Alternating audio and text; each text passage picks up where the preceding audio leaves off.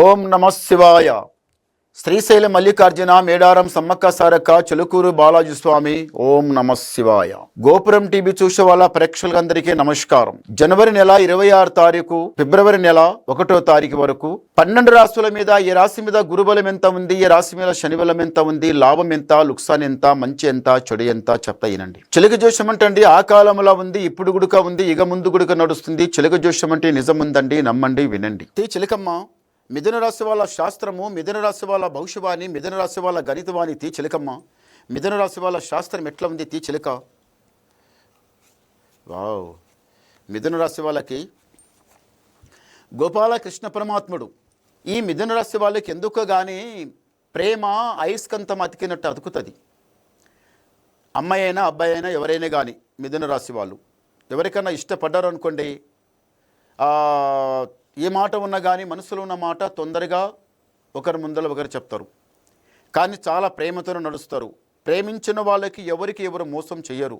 అమ్మాయికి అబ్బాయి, అబ్బాయికి అమ్మాయి మోసం చెయ్యరు. మోసం అనేది నచ్చదు. 10 రూపాయలు జేబులో ఉన్నా ఖర్చు పెడతారు.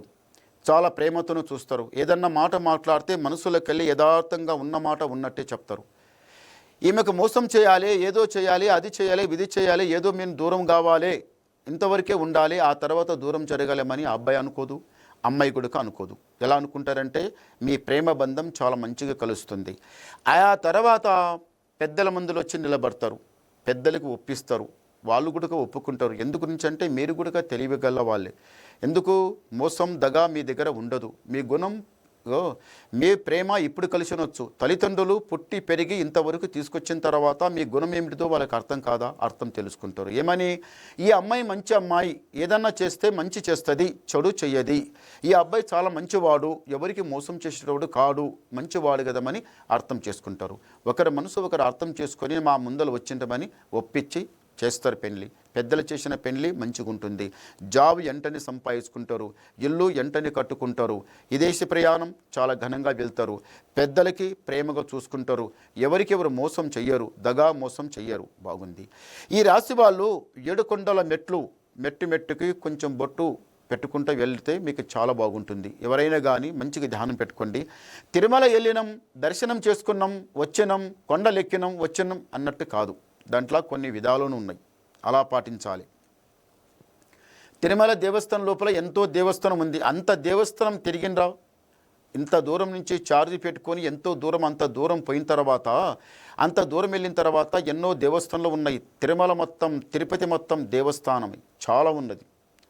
కానీ భగవంతుడు కూడా ఎవరి దగ్గర ఎంత దర్శనం చేసుకోవాలో అంతే తీసుకుంటాడు. కానీ మరవకుండా అక్కడ ఉన్న దేవస్థానాలంతా దర్శనం చేసుకొని రావాలి. కానీ మీ ఇంటి మీద ఉన్న దరిద్రం, మీ మీద ఉన్న దరిద్రం అంతా దూరం అయిపోతుంది. 7 కొండల వాసుడి నిగరాని కరెక్ట్ ఉంటుంది. కానీ బొట్టుకు అంటే మెట్టుకు ఒక బొట్టు పెట్టుకుంటూ పోతే చాలా బాగుంటుంది. మెట్లు లెక్కినంత సామాన్యం కాదు, బొట్టు పెడితే ఇంకా బాగుంటుంది. మీ మనసులో ఏదైతే కోరిక ఉంటుందో, అప్పు ఉంటుందో, ఎంతైతే అప్పు ఉంటుందో పైసకు పైసా కూడపెట్టి ఎవడో వచ్చి ఎంతో అంతో ఇంతో ఇస్తే వాడు రాకుండా వాడు సతాయించుకుంటూ ఉంటాడు కదా, అప్పు ఇచ్చింత అది కూడా వస్తుంది. ఇచ్చిన అప్పు వస్తుంది, ఉన్న అప్పు తీరిపోతుంది, చాలా బాగుంటుంది. కానీ తప్పనిసరికి మెట్టుకు ఒక బొట్టు పెట్టుకుంటూ పోతే చాలా బాగుంటుంది.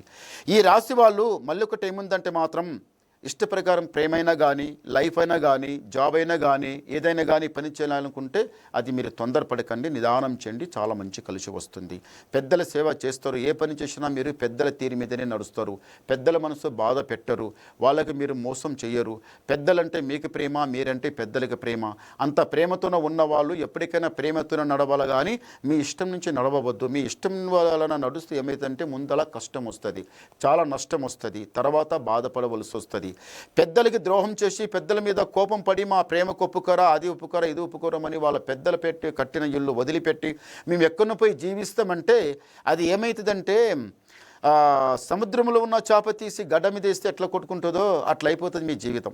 మంచిగా సముద్రం ఉంటే ఎట్లా మంచిగా నీట్గా బతుకుతుంది, ఆ చేప హాయిగా బతుకుతుంది. అదే చేప తీసి గడ్డ మీద వేస్తే తనలాడుతూ ఉంటుంది. మీ జీవితం అంతే ఉంటుంది. పెద్దలు కట్టిన ఇంట్లో నాయన ఇది చెయ్యి, ఇది చెయ్యి, ఇది అమ్మామని వాళ్ళ ప్రేమతో చెప్పిన మాట మీకు సేదనిపించి వాళ్ళకి వదిలిపెట్టి ఎక్కడో పోయితే ఆ తర్వాత బాధ అంటే మీకు తెలుస్తుంది, నష్టం అంటే ఏమిటిదో మీకు తెలుస్తుంది, అసలు కష్టం ఏమిదో అప్పుడు మీకు తెలుస్తుంది. అలా చేయకండి. మీ కంట్లో మీ ఏలు పొడుచుకున్నట్టు అవుతుంది ఇలా చేస్తే. అలా చేసుకోకండి, మంచిది కాదు. నిదానంగా మంచిగా నీటిగా నడవండి, పెద్దల ప్రకారం నడవండి, పెద్దలు చెప్పింది వినండి, చాలా మంచి జరుగుతుంది. ఎవరైనా కానీ పెద్దలు మన కొడుకు బిడ్డలు మంచిగా ఉండాలని కోరుకుంటారు తప్ప మా కొడుకు బిడ్డలు చెడిపోవాలని ఎవరు కోరుకోరు. కానీ ఎవరైనా ఎవరి తల్లిదండ్రులైనా మీకు కూడా చాలా మంచిగా చూసుకుంటారు. మీ పెద్దలు ప్రేమల పడ్డా ఏదైనా పని చేయాలనుకున్నా, జాబ్ అయినా, బిజినెస్ అయినా, వ్యాపారమైనా, ఏదైనా కానీ 190 ఉంటాయి. అవన్నీ చేయాలంటే మీరు ఏం చేయాలంటే ముందు పెద్దల మాట వినాలి. వాళ్ళ మాట విని ఇది చేద్దామంటే సరే, వాళ్ళు 10 కాదు 20 తెస్తారు. లేకపోతే ఎక్కడన్నా అప్పు సప్పు తీసుకొనికి వాళ్ళకు 12 దారులు తెలుసు. మీకేం తెలుసు? చదువుకునడం, తినడం, ఇల్లు పడుకొని ఉండడం, అదే తప్పు. ఏది ఏం తెలుసు మీకు? తెలవది.